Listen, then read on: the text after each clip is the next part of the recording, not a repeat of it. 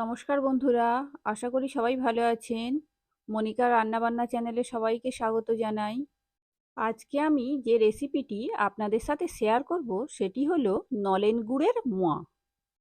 আর আপনাদের কাছে আমার ছোট্ট অনুরোধ, সম্পূর্ণ ভিডিওটি দেখুন আর ভিডিওর নিচে থাকা সাবস্ক্রাইব বাটনটি চেপে আমার সকল রান্নার ভিডিওর সাথে যুক্ত থাকুন। এই রেসিপিটি তৈরির জন্য আমি 300 গ্রাম খই ভালো করে পরিষ্কার করে নিয়েছি। এবার গুড়ের মিশ্রণটি তৈরি করার জন্য 1 বাটি চিনি দিলাম কড়াইয়ের মধ্যে। ওই বাটির মাপ করে 3 বাটি গুড় নেব। মোয়ায় সুন্দর স্বাদ ও গন্ধের জন্য আমি এখানে খাঁটি নলেন গুড় ব্যবহার করলাম। আমি এখানে 3 ভাগ গুড় ও 1 ভাগ চিনি ব্যবহার করলাম, কারণ মোয়া বাঁধার সুবিধার জন্য। গ্যাস মাঝারি আঁচে রেখে চিনির সাথে গুড় ভালো করে মিশিয়ে নেব, এইভাবে নাড়াচাড়া করে। আমার সকল রান্নার ডিটেলস ভিডিওর ডেসক্রিপশন বক্সে দেওয়া থাকে, অনুগ্রহ করে দেখে নেবেন। মোয়া তৈরির জন্য গুড় রেডি হয়ে গেছে। একটু আঙুলে লাগিয়ে দেখে নিলাম, চিটচিটে ভাব এসে গেছে।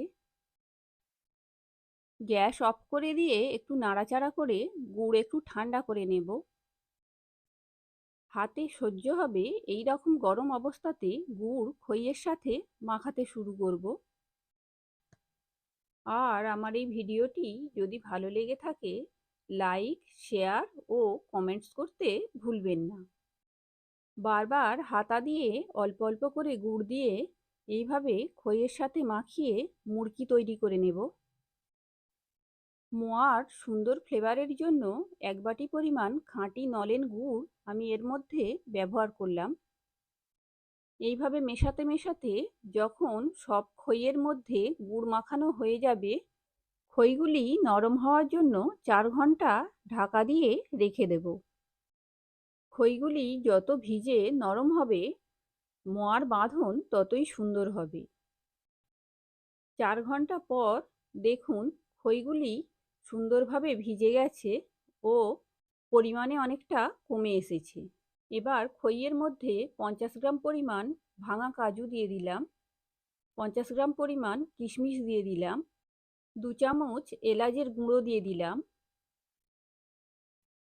বাড়িতে তৈরি করে নেওয়া 200 গ্রাম পরিমাণ খোয়া ক্ষীর দিয়ে দিলাম।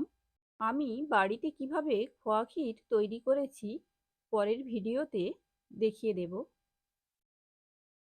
4 চামচ গাওয়া ঘি দিয়ে দিলাম। এবার সবগুলি উপকরণ ভালো করে খইয়ের সাথে মিশিয়ে নেব।